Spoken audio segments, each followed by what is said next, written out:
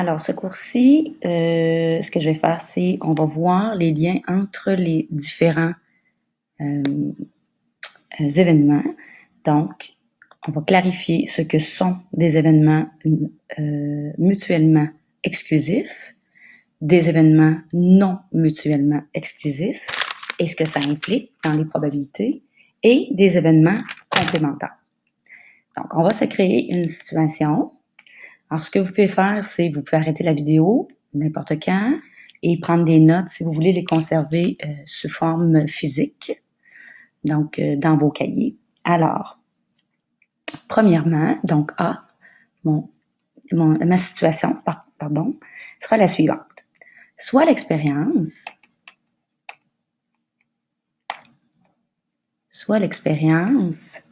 consistant à tirer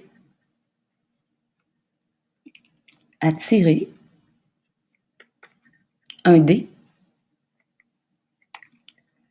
numéroté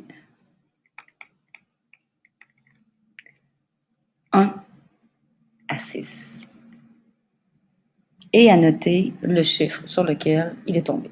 Donc, voici mon expérience. Je vais déterminer deux événements. Donc, mon bloc A,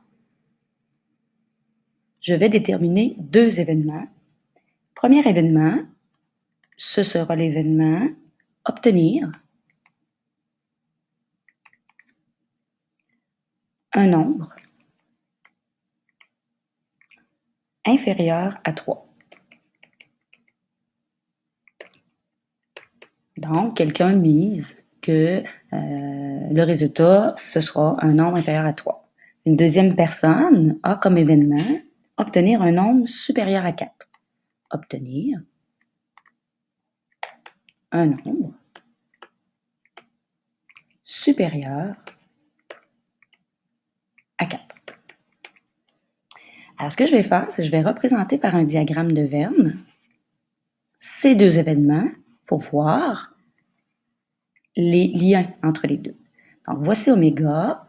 Oméga étant tous les chiffres, donc 1, 2, 3, 4, 5, 6. J'ai deux événements, donc deux bulles. Mon événement A, mon événement B. Je vais aller placer mes nombres. Donc, je veux obtenir un nombre inférieur à 3. Donc, à l'intérieur ici, ce sera tous les nombres inférieurs à 3. J'ai donc 1 et 2. Dans mon événement B, j'ai tous les nombres supérieurs à 4. J'ai donc 5 et 6. Et finalement, je n'ai pas placé ni le 3 ni le 4. Donc, ils n'appartiennent à aucun des deux événements. Ce que l'on constate, c'est que la région commune, elle est vide. Donc, on dira que A intersection B est égal à l'ensemble vide. Donc, l'intersection ici, c'est l'ensemble vide. Alors, ça aura comme incidence qu'on nommera ces deux événements alors, puisqu'ils n'ont rien commun, A et B sont mutuellement exclusifs.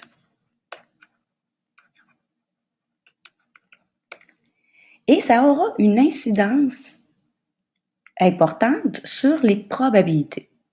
Alors, puisqu'ils sont mutuellement exclusifs, ça veut donc dire que la probabilité de l'union des deux ensembles, A et B, leur probabilité, l'union des deux, ce sera la probabilité de A auquel on additionnera la probabilité de B. Par exemple, si je calcule ici la probabilité de A union B, A union B, c'est donc 1, 2, 3 et 4. 4 sur une possibilité de 6 résultats, donc 4 sixièmes. Et si on les fait séparément, la probabilité de A, c'est donc 2 sur une possibilité de 6 résultats, plus la probabilité de B, il y a 2 résultats sur une possibilité de 6, ce qui donne donc évidemment 4 sixièmes. Donc, ça a cette conséquence-là. Passons au non mutuellement exclusif. Donc, toujours la même expérience. Ça sera mon bloc B. Voici 2 événements. Premier événement, il y a une personne qui dit « Moi, je vais miser que on va obtenir à cette expérience un nombre pair. »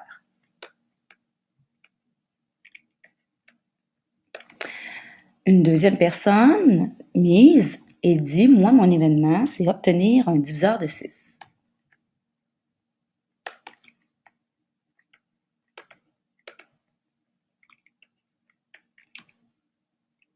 Alors, encore une fois, on va aller placer ça dans un mode de représentation qui est le diagramme de Venn. Oméga est toujours 1, 2, 3, 4, 5 et 6. On sait que le C, l'événement C, si on le met en extension, ce sera donc 2, 4 et 6. Si on met l'événement D en extension, ce sera donc 1, 2, 3 et 6. Alors, on va aller placer nos 2 événements en diagramme, donc C et D, et on s'aperçoit que le 2 est en commun, que le 6 est en commun. Donc, dans l'intersection, on va tout de suite aller placer le 2 et le 6. Il me reste le 4 à placer dans l'événement C. Il me reste le 1 et le 3 à placer dans l'événement D. Et il reste le 5 à placer en dehors des 2 événements. Ce que l'on remarque cette fois-ci que C, intersection D, c'est-à-dire la partie qui est ici, n'est pas vide. Donc, on dit n'est pas l'ensemble vide. Dans une situation comme celle-là, on les appellera C et D sont non mutuellement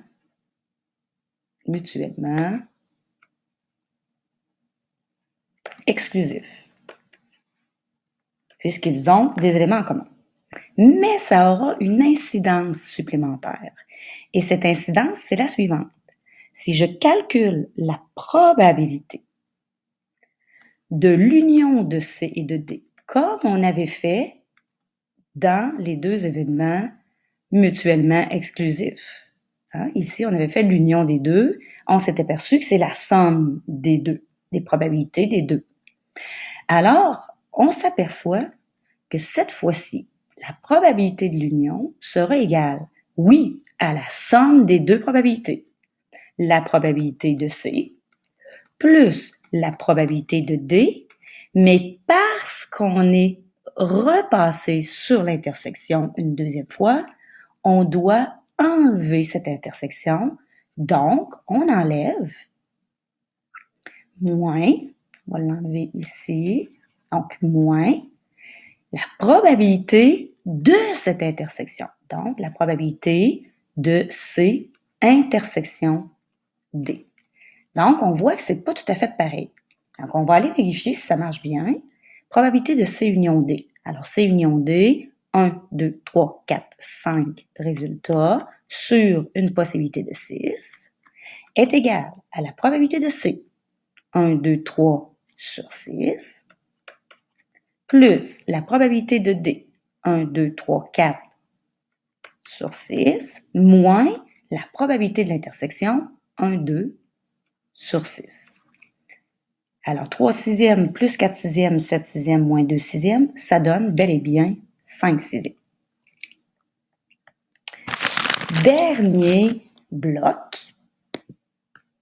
Donc, mon bloc C.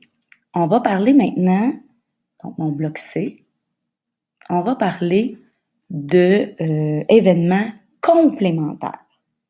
Alors, toujours la même expérience, mais j'ai un événement E qui est obtenir un nombre pair. Mon événement F est obtenir un nombre impair.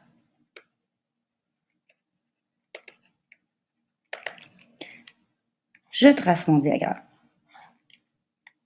J'ai toujours 1, 2, 3, 4, 5 et 6. Voici maintenant mes deux événements, E et F. Évidemment, ils n'ont rien en commun, donc la section qui est ici est rien. Je vais aller installer les autres. Alors, un nombre pair ici, j'ai 2, 4 et 6.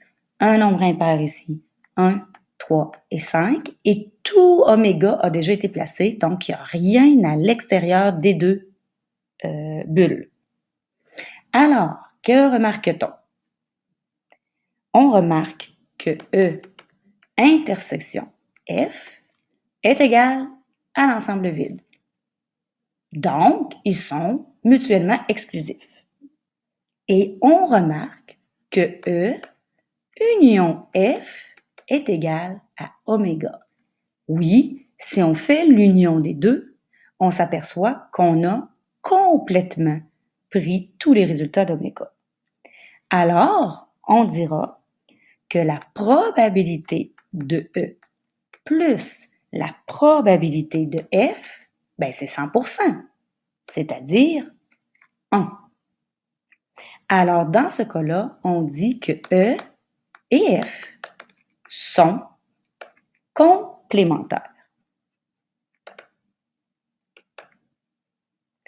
Et on dira, et on nommera F, on dit que F est complémentaire à E, alors on dira que F, on va pouvoir l'appeler E'.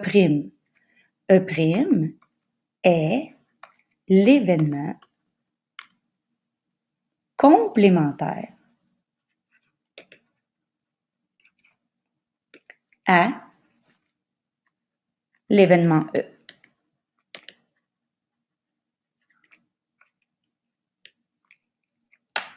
Voilà.